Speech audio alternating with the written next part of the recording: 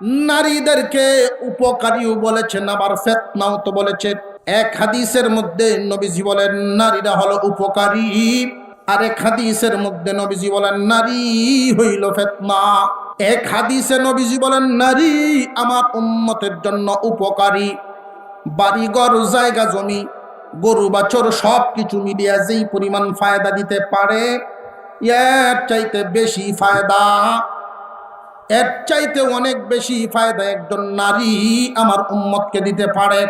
পক্ষান্তরে সকল কিছু মিলিয়ে যেই পরিমাণ ক্ষতিগ্রস্ত আমার উম্মতকে করতে পারে, ফিতনাবাজ নারীরা আমার উম্মতের জন্য সবচেয়ে ক্ষতিকারক।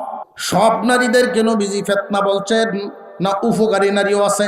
এই পৃথিবীর জমিনে ওলি আউলিয়া গাউস কুতুব অনেকেই আছেন, এই জমিনে উম্মতের অনেক ফায়দা করেছেন। আল্লাহর অনেক পছন্দের বান্দা আছেন যারা নাকি কোনো না কোনো মার গর্ভেই জন্মগ্রহণ করেছেন। খুব মনোযোগ দিয়ে শুনবেন, সমস্ত নারীরা ফিতনা নন। আল্লাহর পয়গম্বরের এই হাদিসের ব্যাখ্যায় মুহাদ্দিসিনে কেরাম বলেন তিনটা দোষ উল্লেখ করেছেন তারা। এই তিনটা দোষ, যে কোনো একটা দোষ যদি কোনো নারীর মধ্যে পাওয়া যায়, তিনটা দোষের যে কোনো একটা দোষ যদি কোনো নারীর মধ্যে পাওয়া যায়, তাহলেই বুঝবা এই নারীটাই উম্মতের জন্য ফিতনা। সব নারী ফিতনা না দোষী নারী ফিতনা? সব নারীদেরকে নবীজি ফিতনা বলেন নাই, তিনটা দোষ যার মধ্যে পাওয়া যাবে ওই মানুষটা ফিতনা। একটা একটা করে বলবো, হিসাব মিলায় দেখবেন। আমরা যাদেরকে নিয়ে সংসার করতেছি, যারা আমার পরিবারে আছে, আত্মীয় স্বজনের ভিতরে আছে, এই দোষগুলো যদি ওই নারীদের মধ্যে থেকে থাকে, তাহলে হিসাব মিলাইবেন আপনি উপকারী নারী নিয়ে চলছেন না আপনি ফিতনার নারী নিয়ে চলছেন। এখন আবার আরেক কাজ করবেন, খুব মনোযোগ দিয়ে শুনে রাখেন। যদি হিসাব মিলায় দেখেন যে আমার ঘরের লাই ফিতনা, তেনি আবার ওয়াজ দেখে এখন তরে লইয়া থাকতাম না, যে থরে লইয়া সংসার কোনো সম্ভব না, তুই ফিতনা। তো পরের দিন দেখবেন মামলা হইব, খালি রাজীবপুরি হুজুরে খুঁজবো, হুজুরে কয়ে গেছে এই কাম করেন যেত। এইটার ব্যবস্থাও তো আমি করে দিতেছি ইনশাআল্লাহ। হুজুর আকরাম সাল্লাল্লাহু আলাইহি ওয়াসাল্লাম বর্ণনা করেছেন, মা তারাকতু বাদি ফিতনাতান তাদররু আলার রিজালি মিনান নিসা। আমার উম্মতের জন্য নারী ফিতনার চাইতে বড় কোনো ফিতনা রেখে আসি নাই। সব নারী ফিতনা না উপকারী নারীও আছে? মুসলমান ইমানদার ভাইরা আমার, মুহাদ্দিসিনে কেরাম ব্যাখ্যা করেছেন তিনটা দোষ। এই তিনটা দোষের যে কোনো একটা দোষ যদি নারীর মধ্যে পাওয়া যায়, বুঝবা সে উপকারী নয়, উম্মতের জন্য ফিতনা। এক নাম্বার দোষ, যে নারীর মধ্যে আছে বেপরদাগিরি। যেই নারীটা সুসজ্জিত হয়ে নিজের অঙ্গভঙ্গি সৌন্দর্য প্রকাশ করে রাস্তায় বাহির হয়, ওই একটা বেপরদা নারীর কারণে শত শত উম্মত গুনাহগার হইয়া যায়। আরো জোরে খান। স্বামীরে খুঁড়া দিয়া, স্বামীরে বিভিন্ন কুচা কাঁচা দিয়া, আলতালে বৃষ্টি আলকাতরা যত কিছু আনানি লাগে সব আনায়। স্বামী বেচারা আইনে দিল, এটা আমার বউ সাজ বনে। সুন্নত হইল স্বামীর সাথে বিছানায় যাওয়ার আগে নারী নিজেকে পরিপাটি করো, সুসজ্জিত করো, স্বামীর চোখে যেন তোমারে বড় সুন্দর লাগে। উপকারী নারী যারা, তারা তাদের সৌন্দর্যটা করবেই, সৌন্দর্যটা অর্জনই করবেন নারী স্বামীকে দেখানোর জন্য, নিজেকে সাজাবে স্বামীর চোখে ভালো হওয়ার জন্য। আর যারা ফিতনাবাজ, স্বামীর দেওয়া কসমেটিক্স, স্বামীর দেওয়া সাজসজ্জার সরঞ্জামাদি দিয়া সাজবটিকেই, কিন্তু স্বামীর জন্য সাজে না। বিয়া বাড়ি যাইতো সাজে, স্বামীর জন্য সাজে না। বাজার যাওয়ার লেগে সাজে, মানুষের দেখানির লাগে সাজে, নিজের স্বামীর জন্য সাজে না। এমন নারী আছে না নাই? জানিয়ে রাখবেন এরা উম্মতের জন্য উপকারী নয়, এরা হইল ফিতনাবাজ। হয়তো প্রশ্ন করতে পারে কোনো মহিলায় যে হুজুর কি বলতেছেন, বেপর্দা নারী রাস্তা দিয়া চলবে পর্দা করিয়া, লাভটা কি? আমার যেমনে মন চাই এমনে চলবো। পুরুষরা আমরা দেখে কেন, তাদের মন নষ্ট করে কেন? মনটা ঠিক করুক, চোখ ঠিক করলেই তো ভালো হয়ে যায়। ও মা, ও বোন, আমাদেরকে বানাইছেন কে?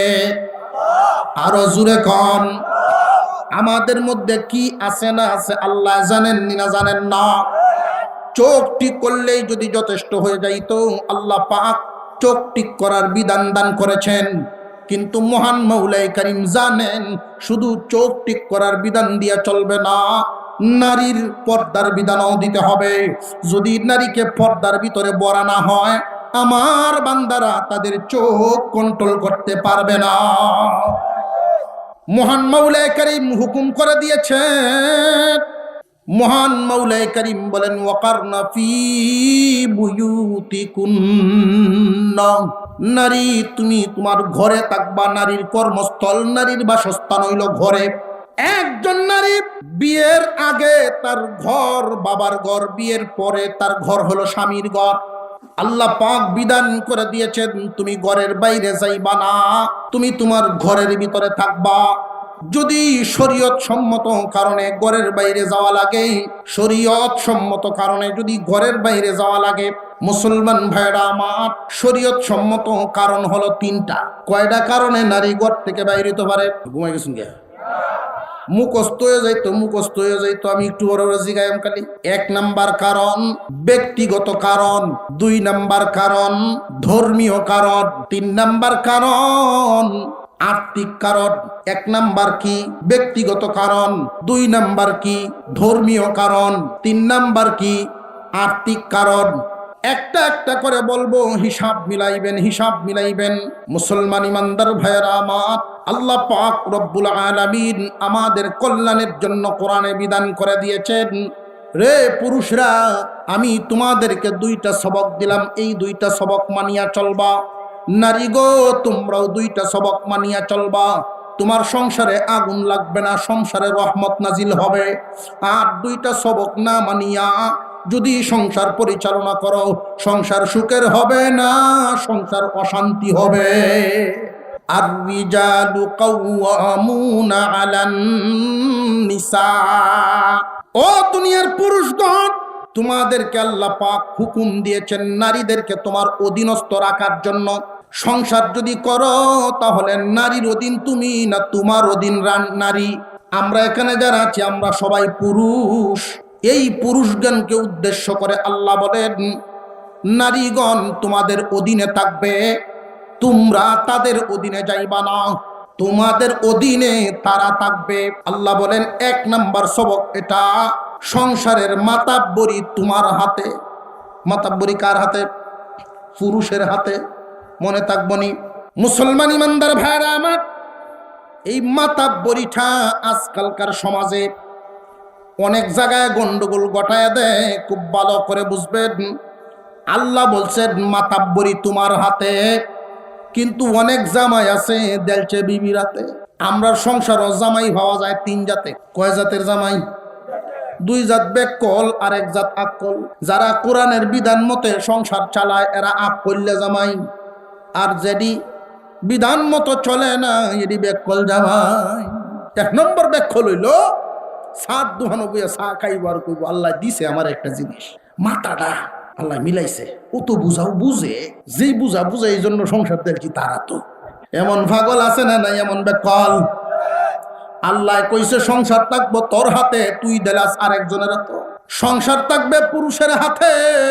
2 নাম্বার সবক। আরেক জায়গায় আল্লাহ পাক রব্বুল আলামিন বলেন, আশিরুহুন্না বিল মারুফ। সংসার তোমার হাতে, এই সাংসারিক বিভিন্ন বিষয়াদি নিয়ে পরামর্শ করবা তার সাথে। সংসার থাকবে পুরুষের হাতে, পরামর্শ হবে নারীর সাথে। কন্যা সুবহানাল্লাহ। সংসারটা পুরুষের হাতে, পরামর্শ হইল নারীর সাথে। আল্লাহ কত সুন্দর বিধান করেছেন। রে যুবক ভাইরা, তোমরা এই ইসলামিক মাহফিলে এসে আলেমুল আমাদের থেকে কিছু সবক এইখান থেকে মুখস্থ করিয়া যাইবেন। সবক মুখস্থ হইতো।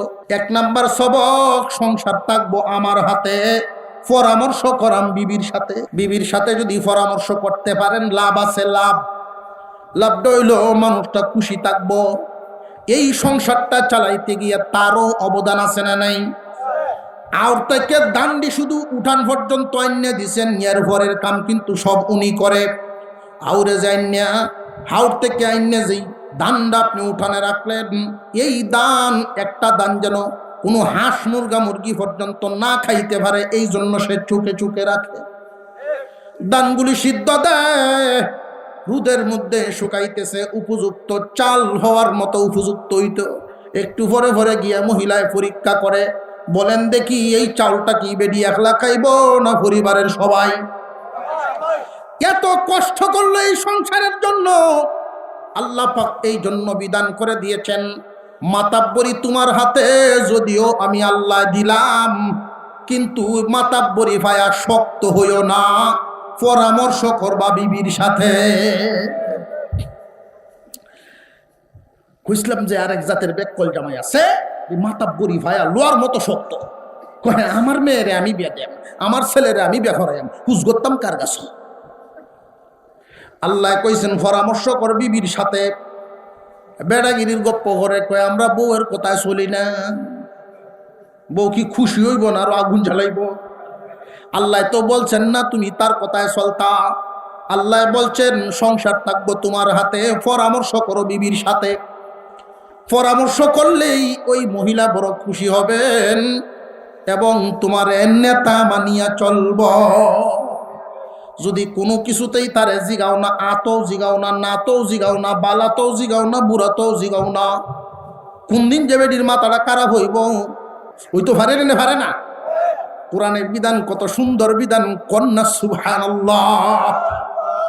আল্লাহ পাক বলেন মহিলাদেরকে তোমার অধীনে রাখবা, আর সাংসারিক বিষয়াদিতে পরামর্শ করবা, তার সাথে হিসাব নিকাশ করবা, দুইজনে বইয়া দোকান ভাড়া এতটুকু নাইছে এই মাসও, ধান বেচে ভাইছে এই পরিমাণে এই মাসও, এইগুলো যে ভাইলাম এখন কি করন তুমি কও, ক্ষেত রাখতাম না দোকান দেলতাম, দোকানের পুঁজি বাড়াইতাম না গাড়ি কিনতাম, পরামর্শ আছে না নাই? দুইজনে যদি এই বিষয়ে পরামর্শ করতে পারেন, ওই মানুষটা খুশি থাকবো, সিদ্ধান্ত নিবেন আপনি। আল্লাহ বলেন আশিরুহুন্না বিল মারুফ, মাতাব্বরি তোমার হাতে, পরামর্শ বিবির সাথে। পুরুষের জন্য এই দুইটা সবক মনে থাকবে তো। নারীর জন্য দুইটা সবক হইল, নারীরা সব সময় একটাই চিন্তা করবে কিভাবে পুরুষের মনটা খুশি করা যায়, কেমনে থাকলে আমার স্বামী খুশি হবেন, স্বামীর মনটা আমার প্রতি সন্তুষ্ট থাকবে। নারীর একটাই উদ্দেশ্য, সাংসারিক জীবনে একটাই লক্ষ্য উদ্দেশ্য থাকবে, স্বামীর মন জয় করা। আল্লাহর পয়গম্বর বলেন শিরিক, ইসলামে তো সেজদা করা, ভিন্নকে সেজদা করা, আল্লাহ ব্যতীত কাউকে সেজদা করা ইসলামে জায়েজ নাই। যদি জায়েজ থাকতো তাহলে মহিলাদেরকে বলা হইতো, স্ত্রীগণকে বলা হইতো স্বামীকে সেজদা করার জন্য। একটু জোরে কর না সুবহানাল্লাহ। কি পরিমাণ মর্যাদা দিয়েছে। ও নারী, তুমি জানিয়ে রাখো, কিয়ামতের কঠিন ময়দানে কোন স্বামী যদি বলেন আমার স্ত্রী খুব ভালো মানুষ ছিল, আমার স্ত্রী অত্যন্ত ভালো, আল্লাহ রাব্বুল আলামিন এই স্ত্রীকে মাফ করে দিবেন। আগের দিনের মূর্খ মূর্খ মহিলা মা বোনরা মেয়েদেরকে এই শিক্ষা দিতেন, আদব কায়দা, যদিও অক্ষর জ্ঞান ছিল না কিন্তু আদব কায়দাটিকে এই শিক্ষা দিত। মারে স্বামীর সাথে যখন ঘুমাইবা, ঘুম থেকে উঠার সময় স্বামীরে সালাম করে উঠত। এই দৃশ্যটা যখন কোনো স্বামী দেখছে যা তার বিবি তারে সালাম করে ওঠে, কি গো তুমি আমারে সালাম করো কেন, কারণটা কি? সারা রাত একসাথে ঘুমাইলাম, ঘুমের ঘরে না জানি কতবার আপনার গায়ে আমার পা লাগছে, আদব খেলাফ হইছে, বেয়াদবি হয়ে গেছে, এই জন্য সালাম করলাম। স্বামীর মনটা কি খুশি হইব না হইতো না?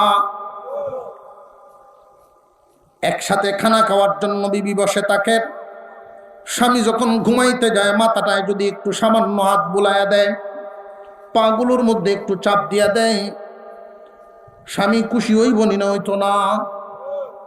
কিন্তু বর্তমানে শিক্ষিত হচ্ছে ঠিক, কিন্তু মানুষত্ব হারায়া ফেলছে। মা তারাকতু বাদি ফিতনাতান তাদাররু আলার রিজালি মিনান নিসা। নবীজি বলেন, আমার উম্মতের নারী ফিতনার চাইতে বড় কোনো ফিতনা রেখে আসি নাই। সব নারীরা ফিতনাবাজ না, উপকারী নারীও আছে, উপকারী নারীও আছে। ফিতনাবাজ নারীর দোষ কয়টা বলছিলাম? আরো জোরে। এক নাম্বার দোষ বেপরদা নারী। এক নাম্বার দোষ হইল বেপরদা নারী। যেই নারী রাস্তা দিয়া নিজেকে সাজায়া গুজায়া রাস্তা দিয়া বাহির হয়, নিজেও অন্যের প্রতি আকৃষ্ট, অন্যদেরকেও তার প্রতি করে আকৃষ্ট।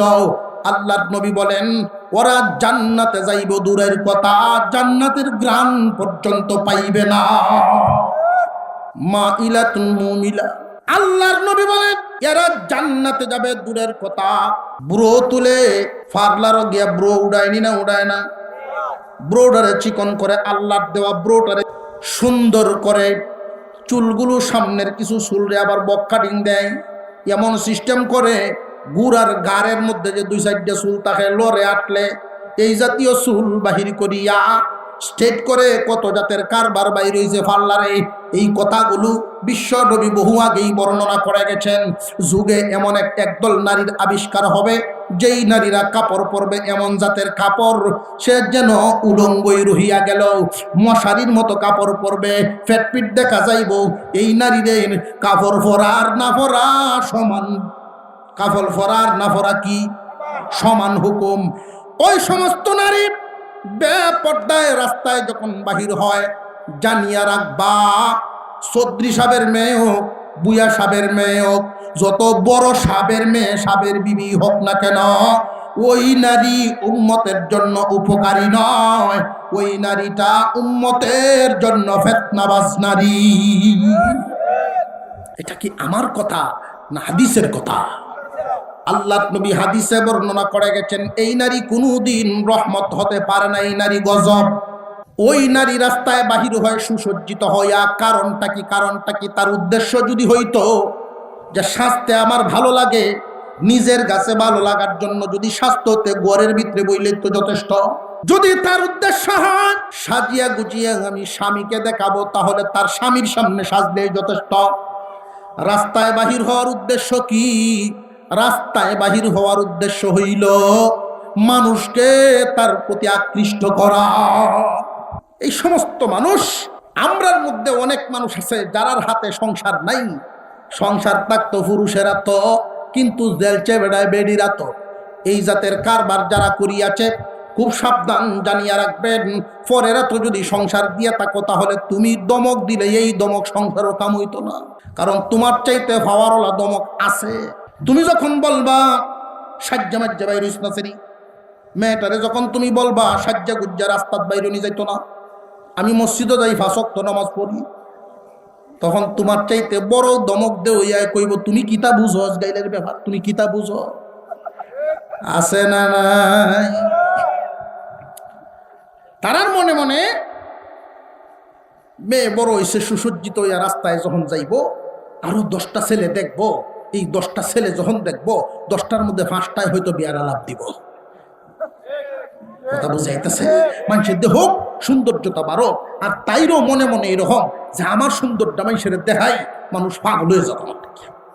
জানিয়া রাখবা, এই জাতের চিন্তা ভাবনা যাদের থাকে, আমার সৌন্দর্য দেখায়া দেখায়া ঘুরতাম, মানুষ আমারই নিয়ে চিন্তা ভাবনা করিয়া আমারে ভাবার জন্য আকাঙ্ক্ষা হইতো, জানিয়া রাখবা তোমারে নিয়ে সংসার করার আকাঙ্ক্ষা হবে না, দুষ্টামি করার স্বপ্ন দেখব, সংসার করার স্বপ্ন দেখবে না। সুরেরও যদি জিগান তোর বউ কেমন হইতো, কইব আমার বউটা ভালো হইতো। খারাপ রে কেউ সংসারের জন্য গ্রহণ করে না। এক নাম্বার, যেই মানুষটা বেপরদায় চলে, যেই নারী উম্মতের জন্য, ওই নারী কি রহমত না ফিতনা? ফিতনা।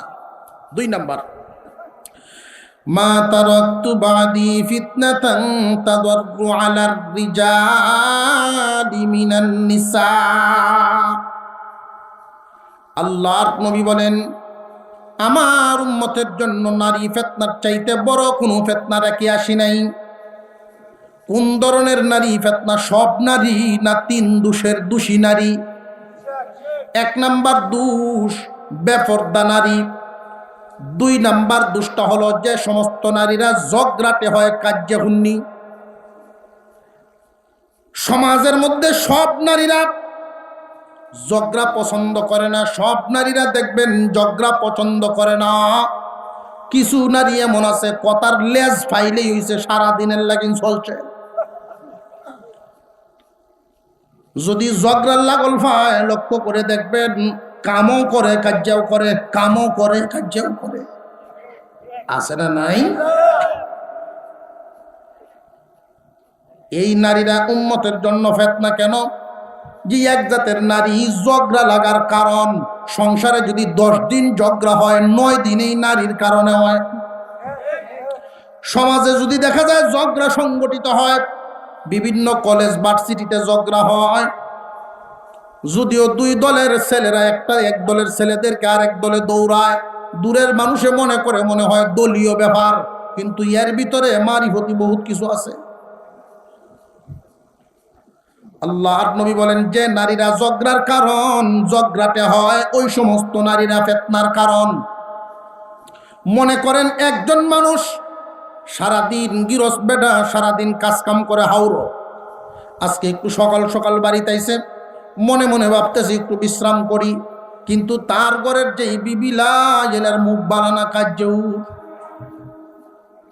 সকাল সকাল জন বাড়িতে আইছে, বেটে দেখিয়া খুব ভালো হয়েছে, সকাল সকাল আসছো, যাও বাজারে যাও, দুলে হাত লয়ে যাও। দেখো বাবা, আমি আইসলাম একটু সকাল সকাল বিশ্রাম করণের লাগে। হ্যাঁ তুমি বিশ্রাম করতে আইসো, আর আমি তো হুইতে রয়েছি, বাড়িতে হুইতে রয়েছি। যারা উপকারী নারী হবে, স্বামীর চেহারাটার দিকে তাকাইবে, স্বামীর মনটা কি চায়। আমি আগেই বলছি, পুরুষের সবক দুইটা, কোরআনের বিধান। পুরুষের সবক হইল সংসার থাকবে তোমার হাতে, পরামর্শ করবা বিবির সাথে। নারীর সবক দুইটা। এক নাম্বার সবক, স্বামী যদি তোমার কাছে থাকে সব সময় স্বামীর মন জয় করিয়া চলবা, স্বামীর রুচি বুঝিয়া তার মনটা যেন ভালো থাকে, মন খুশি করিয়া চলবা। স্বামী যদি তোমার দূরে থাকে তাহলে ওই স্বামীর মনটাও তুমি জয় করবা। তবে দূরের স্বামীর মন, তার সেবা করার তো সুযোগ নেই। দূরের স্বামীর মনটা কেমনে জুড়ে রাখবা? 3টা কাজের মাধ্যমে দূরে থাকা স্বামীর মনটা জয় করা যায়। 1 নাম্বার তার মালের হেফাজত, 1 নাম্বার স্বামীর মালের হেফাজত, 2 নাম্বার সন্তানাদির দেখভাল করা, 3 নাম্বার তোমার সতীত্বের হেফাজত করা।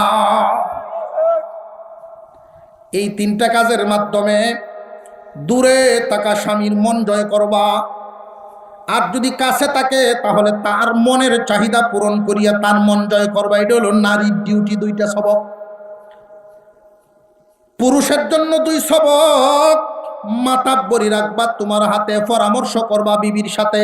একজন পুরুষ যদি ওই 2টা সবক মনে রাইকা সংসার চালায়, আর একজন নারী যদি সব সময় সবকটা মনে রাখে, আমার কাজে হইল স্বামীর মন রক্ষা করিয়া চলা, এইভাবে যদি সংসার চলে, আমার মনে হয় না সংসারে ঝগড়া হইব, আমার মনে হয় না ডিভোর্স হবে।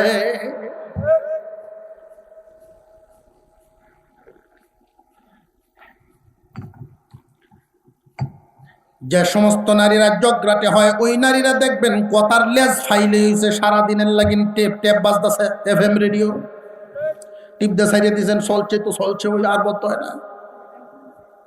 ঝগড়ার কারণ হয় অনেক নারী। কোন ধরনের নারী? যারা ঝগড়া ফাইলে আর সারে না, আগ্রয়া যায় খাদ্য অর্থ।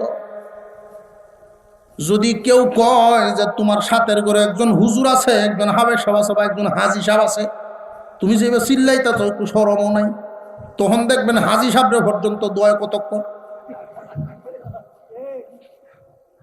শুনছি, হাজি সাহেব শুনছি, হাজি সাহেব গর্ব মনে মনে, আল্লাহ এটা হলো আমার হুজুর একটা জিনিস, এটা কি উম্মতের জন্য রহমত নাকি এই নারী ফিতনা? আরো জোরে কন। 3 নাম্বার, যে সমস্ত নারীরা লুবি হয় উম্মতের জন্য, ওই নারীরা হলো ফিতনা। আমার উম্মত ওই লুবি নারীর কারণে অনেক গুনাহে জড়ায়া যাবে। একজন ডিগ্রি পাস ছেলে, একটা উদাহরণ দিলেই বুঝে আসবে আপনাদের। ডিগ্রি পাস একজন ছেলে 5 ওয়াক্ত নামাজ পড়ে আর আল্লাহর কাছে দোয়া করে, আল্লাহ যদি গো একটা চাকরির ব্যবস্থা করিয়া দাও, 5 ওয়াক্ত নামাজ পড়বো, হালাল রুজি রোজগার করব।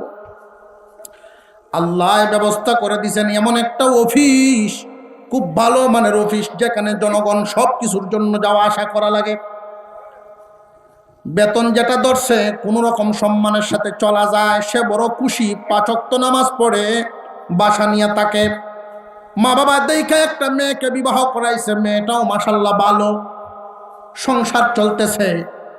এই সংসার চলতে চলতে একটা ছেলে সন্তান তাদের জন্ম নিয়েছে। বাচ্চার বয়সও দেখতে দেখতে 5 বছর।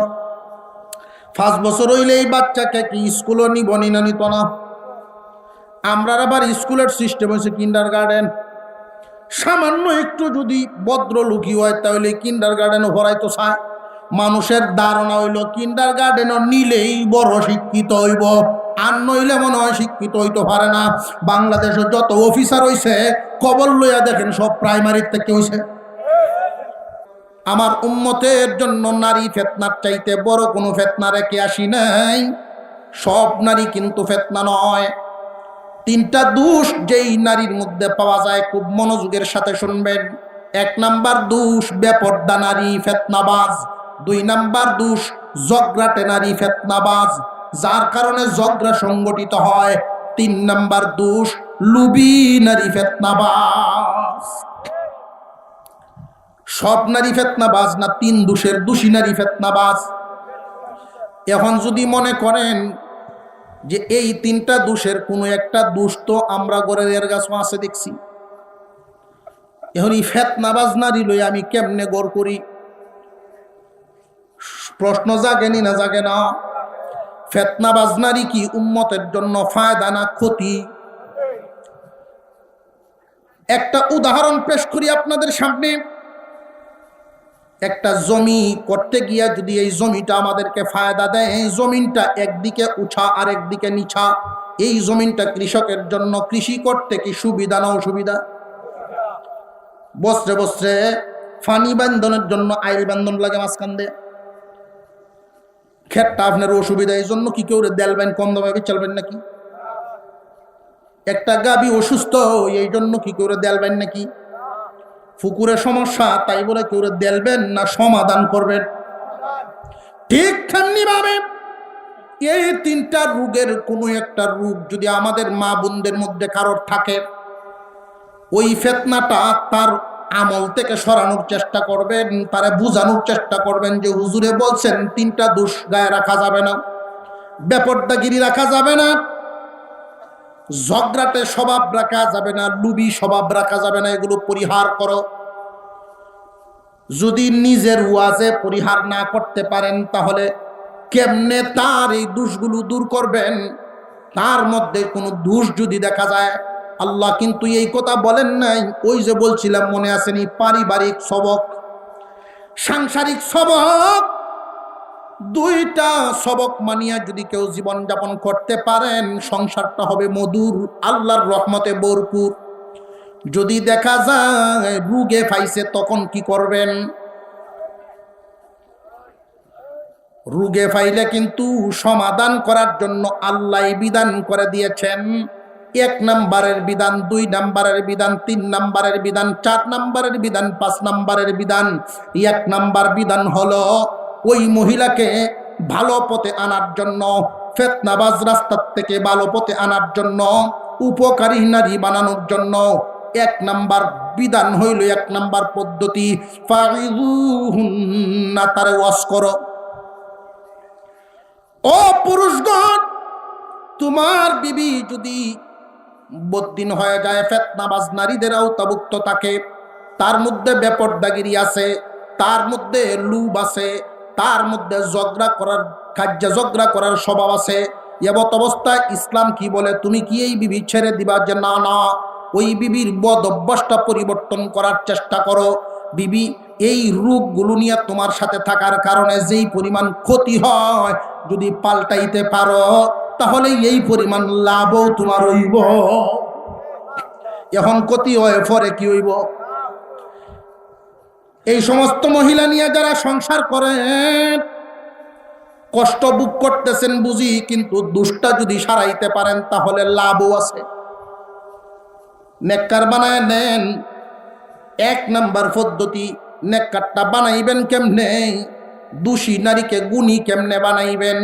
গুণী বানানোর 1 নাম্বার পদ্ধতি আল্লাহ পাক বুঝায় দিলেন, ফাইদুহুন্না।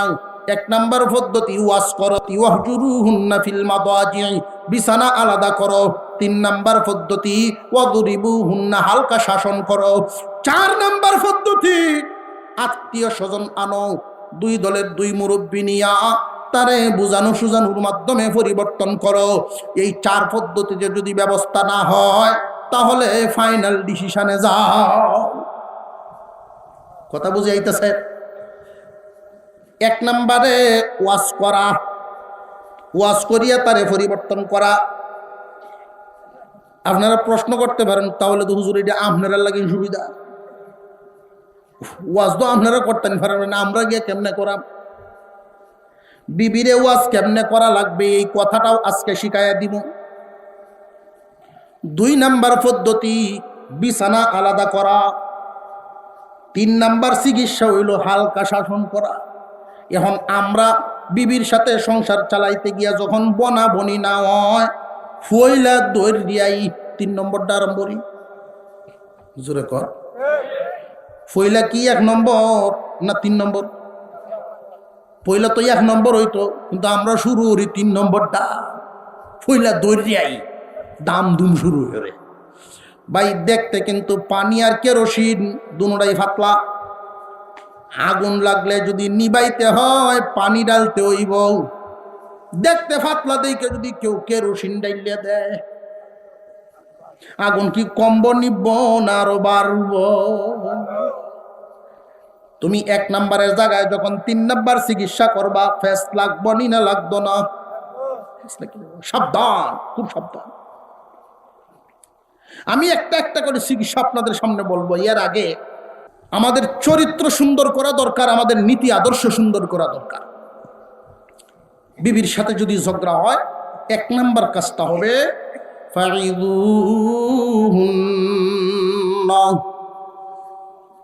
প্রথম তাকে আঘাত করা যাবে না, প্রথম তার থেকে আলাদা হওয়া যাবে না।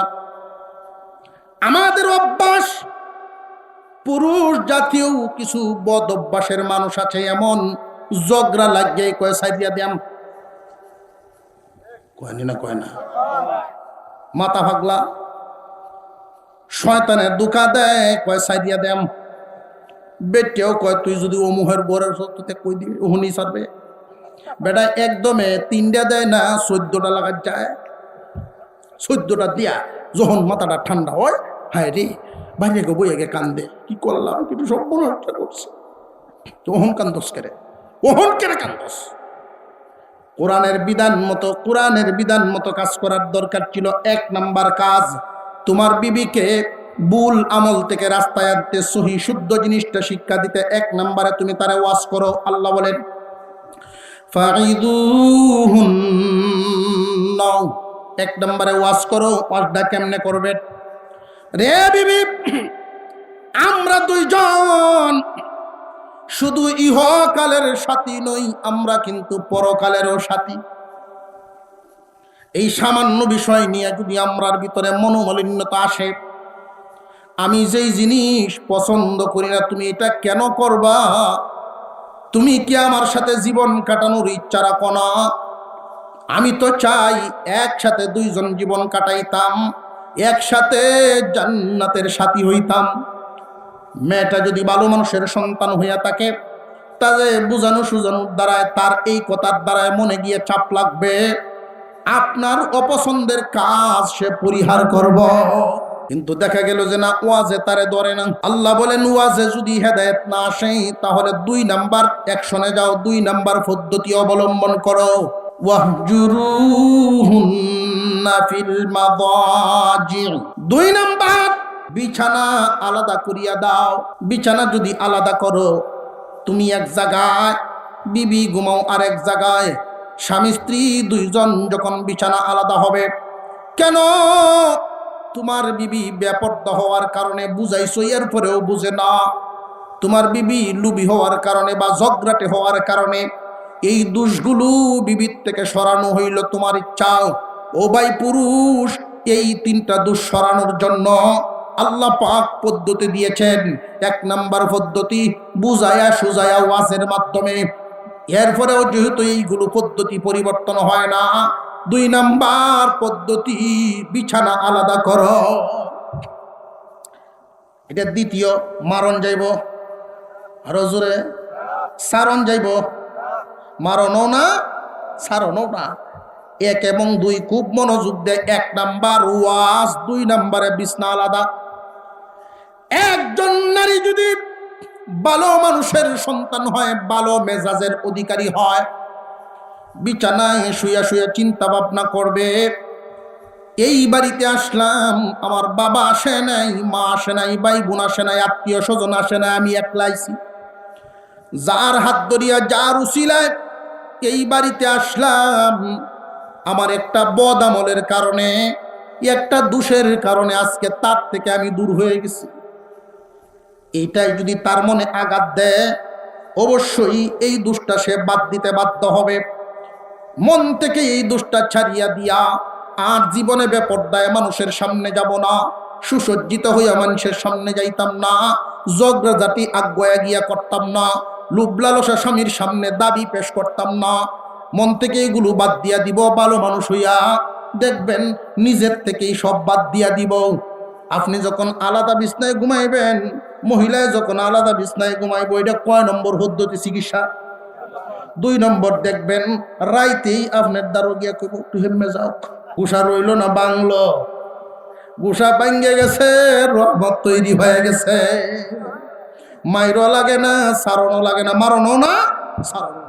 কিন্তু বিছানা আলাদা করার পরেও দেখা যায় তার মধ্যে এই বদভ্যাসগুলো রয়েই গেছে। বরং মহিলার আরো জিদ বেশি, আমার সাথে গুসা উঠছো, গুসা তুমি আমারে ভাঙ্গাইবা।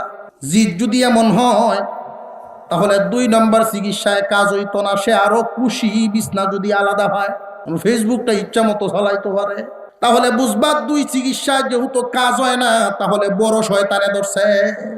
হালকা শাসন, হালকা শাসন করতে গিয়া মুখে আঘাত দেওয়া যাবে না।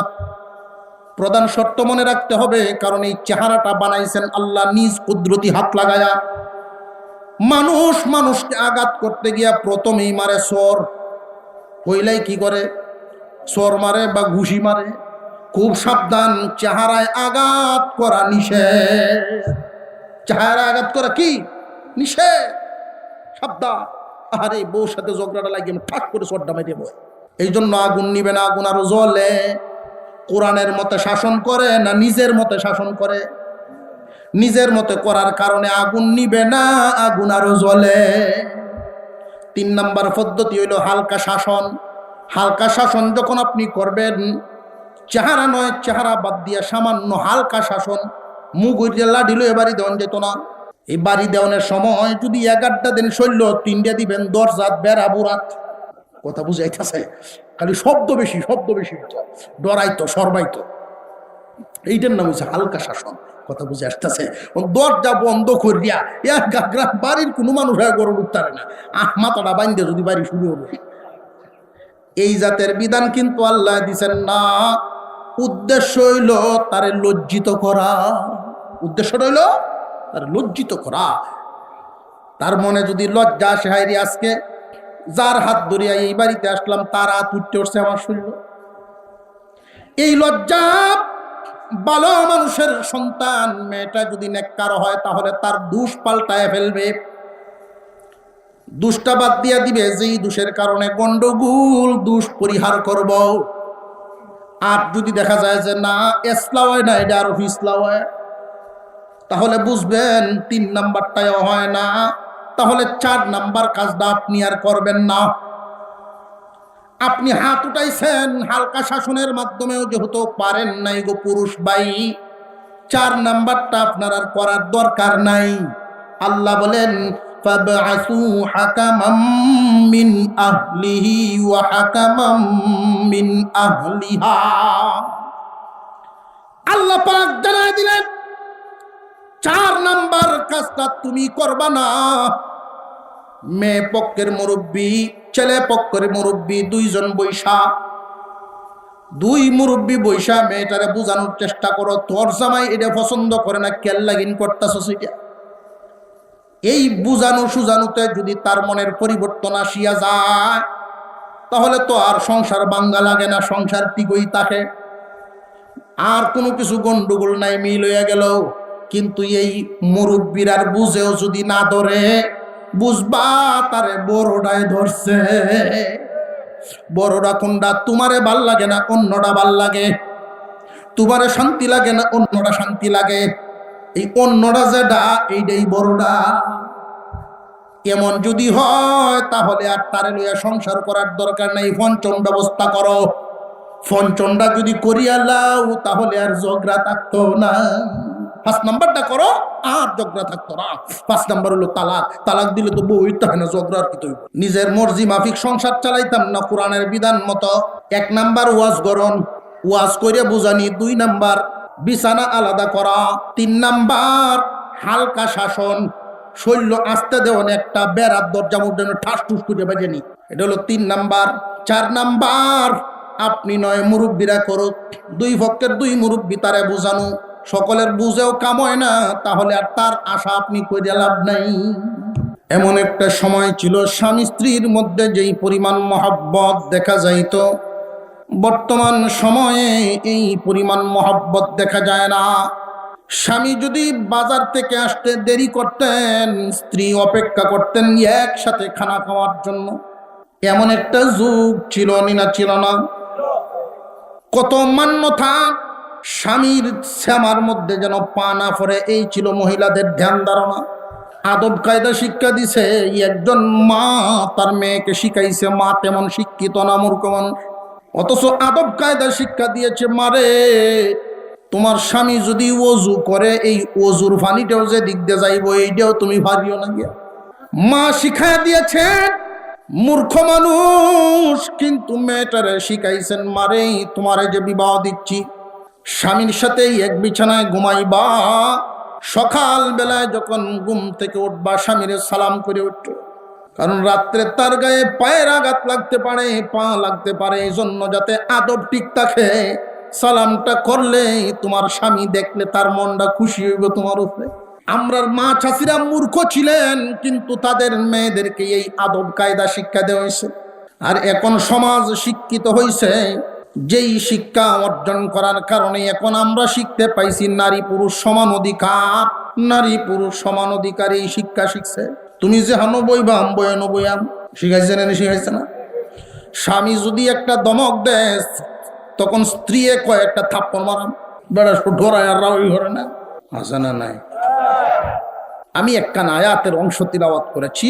আল্লাহ পাক বলে, কোরআনের 2টা সবক মহিলারা যদি 2টা সবক পালন করে, আর পুরুষেও যদি 2টা সবক পালন করে, এই 4টা সবক, 2 জনে 2টা সবক পালন করে যদি সংসার চালায়, এই সংসারটা হবে শান্তির সংসার। এই সংসারে আল্লাহর রহমত নাজিল হবে। মই মুরব্বী যারা আছে তারা কইতেন পারেন যে হুজুর, আহা দেহাটা তো হইল বহুদিন পরে হইল, জীবন তো ভারী করে আলছি, এখন আর শুনলেই কি হইবার হইলে। কোরআনের একটা মাসালা শিক্ষা করা, ইসলামের একটা মাসালা শিক্ষা করা, 1000 রাকাত নফল নামাজের সওয়াব পাওয়া যায়। লস না লাভ? হুজুরে আকরাম সাল্লাল্লাহু আলাইহি ওয়াসাল্লামের একখানা হাদিস আপনাদের সামনে তিলাওয়াত করেছি। আল্লাহর নবী বলেন, মা তারাকতু বাদি ফিতনাতান তাদাররু আলার রিজালি মিনান নিসা। আল্লাহর নবী বলেন, আমার পরে আমার উম্মতের জন্য নারী ফিতনার চাইতে বড় কোনো ফিতনা রেখে আসি নাই। বিশ্বনবী রাহমাতুল লিল আলামিন, তিনি নিজেও কোনো না কোনো নারীর সন্তান কিনা? উনিও তো একজন নারীর সন্তান, না সরাসরি আসমান চাইছেন? আল্লাহর নবী কথা বললেন, নারীদেরকে ফিতনা বললেন যে আমার উম্মতে আমার পরে আমার উম্মতের জন্য নারী ফিতনার চাইতে বড় কোনো ফিতনা দেখে আসি নাই। এই পৃথিবীর জমিনে বহু আলেম উলামা, ওলিয়া উলিয়া, গাউস কুতুব, সাহাবায়ে কেরাম, তাবেঈন, তাবে তাবেঈন, আইম্মায়ে মুজতাহিদিন সবাই তো কোনো না কোনো মায়ের সন্তান। আল্লাহর নবী মহিলাদেরকে ফিতনা বলতে কোন ধরনের মহিলা বুঝাইছেন? সমস্ত মহিলাদেরকে নবীজি ফিতনা বলেন নাই, সমস্ত মহিলারা ফিতনা নন। এক হাদিসের মধ্যে আল্লাহর পয়গম্বর বর্ণনা করেন, এই পৃথিবীর জমিনে আল্লাহ রাব্বুল আলামিন আমাদেরকে যত নিয়ামত দান করেছেন, গাছপালা, পাহাড়, সাগর, নদী, নালা, আসমান সহ যত ধরনের বস্তু আল্লাহ দান করেছেন, সব বস্তুগুলো আমাদেরকে ফায়দা দেয়, আমাদের উপকার করে। আল্লাহ পাক রব্বুল আলামিন যা কিছু দান করেছেন, পুকুর আমাকে ফায়দা দেয়। আপনারা এখানে যারা আছেন, কারোর সম্পদ বেশি, কারোর সম্পদ, কেউর বাড়িটা বড়, কারোর বাড়িটা ছোট, কেউর পুকুর আছে, কারোর পুকুর নাই, কেউর জমি আছে, কারোর জমি কম। খুব ভালো করে বুঝবেন। আল্লাহর পয়গম্বর বলেন, আমাদেরকে ফায়দা দেওয়ার জন্য আল্লাহ যত কিছু বানাইছেন, পুকুর আমাদেরকে ফায়দা দেয়, গরু আমাদেরকে ফায়দা দেয়, জমি আমাদেরকে ফায়দা দেয়। ও মায়ের উম্মত, এই পৃথিবীর জমিনে যত কিছু আছে আমাদেরকে ফায়দা দেওয়ার জন্য, সমস্ত কিছু মিলিয়ে যেই পরিমাণ ফায়দা আমাদেরকে দিতে পারে, একজন নেককার মহিলা এর চাইতে বেশি ফায়দা দিতে পারে। সুবহানাল্লাহর আওয়াজ তো খুব ভালো। একজন নেককার মহিলা, দিনদার মহিলা এর চাইতে বেশি ফায়দা দিতে পারে।